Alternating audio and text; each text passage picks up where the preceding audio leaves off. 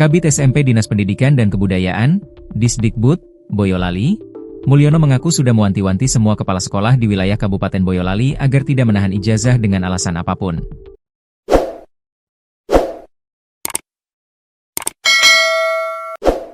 Hal ini merujuk kepada adanya penahanan ijazah yang dilakukan SMP Negeri 2 Banyudono.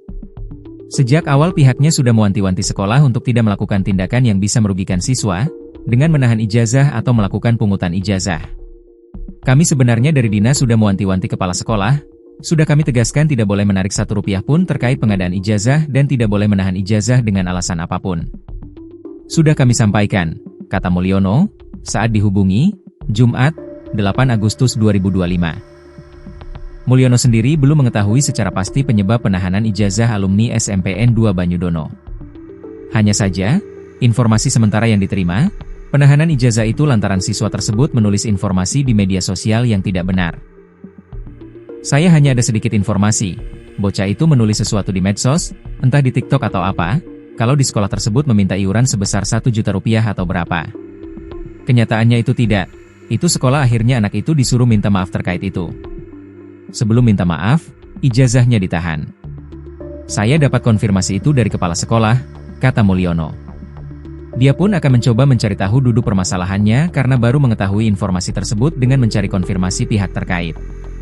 Siswa tersebut menulis jika sekolah melakukan pungutan sejumlah uang ke siswa. Nyatanya itu tidak, kata Mulyono. Merasa informasi itu salah, pihak sekolah kemudian meminta anak tersebut membuat permintaan maaf. Sebelum minta maaf, ini ijazahmu tak tahan. Saya ada kabar seperti itu dari kepala sekolah, jelasnya. Kronologi penahanan ijazah siswa yang sempat dilakukan SMP Negeri 2 Banyudono di Kabupaten Boyolali, terkuak. Informasi yang diterima Tribun Solo. Penahanan ijazah itu buntut dari kritik yang dilayangkan siswa tersebut. Siswa itu mengkritik kebijakan sekolah di akun media sosial Bupati Boyolali Agus Irawan. Setelah itu, ijazah sang siswa ditahan. Mengetahui ijazahnya ditahan, siswa itu menyampaikannya ke Bupati Boyolali via media sosial kembali. Jikalau ada kritikan dari warga, jangan dibalas dengan yang tidak baik, kata Agus, saat ditemui pasca sidak di SMPN 2 Banyudono, Jumat, 8 Agustus 2025. Karena memang, menurutnya, kritikan itu sangat penting untuk membangun pemerintahan atau satuan pendidikan yang lebih baik. Kritikan tersebut menjadi bahan untuk evaluasi agar lebih baik ke depannya. Untuk hak-hak anak tetap harus tersampaikan. Kalau memang harus ada pembinaan, dipanggil secara pribadi.